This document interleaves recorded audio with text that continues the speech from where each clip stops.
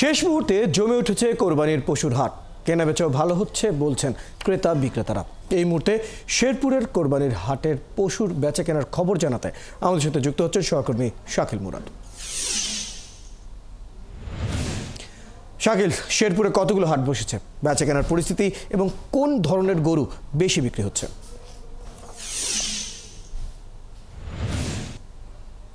Royal শেরপুরে মোট 26টি আসলে প্রধান হাট বসছে, যেটি আসলে বলেছেন প্রাণী সম্পদ অধিদপ্তর। তবে তারা এও বলেছেন 26টি হাটের মধ্যে কিন্তু 24টি ভেটেরিনারি টিম আসলে মেডিকেল টিম কাজ করছে। আমরা যদি একটু জানাই, প্রাণী সম্পদ অধিদপ্তর আমাদেরকে জানিয়েছে কিন্তু শেরপুর জেলাতে কুরবানিকে ঘিরে প্রায় 85,700 গরু আসলে প্রস্তুত করেছে, যেটি যার তুলনায় শেরপুরে কিন্তু 61,200 মতো চাহিদা রয়েছে। বাকি 24,000 গরু কিন্তু আসলে উদ্বৃত্ত রয়েছে, যেটি আসলে জেলা সদর ছাড়া আশপাশ যে উপজেলা বা জেলা আছে সেই জেলায় এবং ঢাকা সহ বিভিন্ন স্থানে কিন্তু আসলে চলে যাচ্ছে। এছাড়া আমরা কথা বলেছি জেলা আইন শৃঙ্খলা বাহিনীর সঙ্গে। তারা কিন্তু আসলে বলছে যে শেরপুরে যেহেতু সীমান্ত অঞ্চল, শ্রীবর্দী, ঝিনাইগাতী ও নালিতাবাড়ী উপজেলার এই সীমান্ত অঞ্চল দিয়ে আসলে এখন পর্যন্ত আসলে ভারতীয় কোনো গরু তারা ঢুকতে দেয়নি।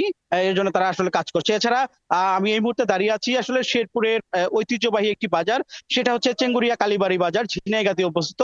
এই বাজারটিতে প্রতি বুধবারেই মূলত আসলে এই গরুর হাট বসে, যেটি আসলে বসেছে। আমরা সকাল থেকে দেখেছি গরু সকাল থেকে না আসলেও দুপুর 1টা নাগাদের পর থেকে কিন্তু আসলে গরু আসতে শুরু করেছে, যেটি এখন আসলে মাঠটা ভর্তি আসলে কানায় কানায় পূর্ণ।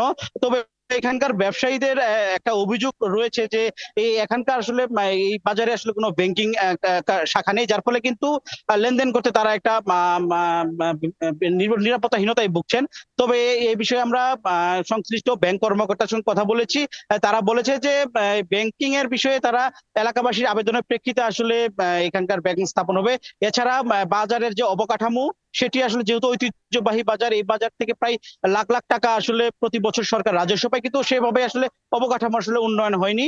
এই বিষয়ে আমরা সংশ্লিষ্ট প্রশাসনের সঙ্গে কথা বলেছি। প্রশাসন কিন্তু বলছে যে অবকাঠামো নির্মাণের জন্য তারা আসলে উদ্যোগ নিয়েছে। এছাড়া শেরপুরের জাল নোট, প্রতিটি হাটেই কিন্তু জাল নোট পরিস্থিতি মোকাবেলায় কিন্তু আসলে জাল মেশিন বসানোর যে পরিকল্পনা, নানা ধরনের পদক্ষেপ নেওয়া হয়েছে। ধন্যবাদ শাকিল মুরাদ। বেশ কিছু তথ্য আপনার কাছ থেকে জানা গেল।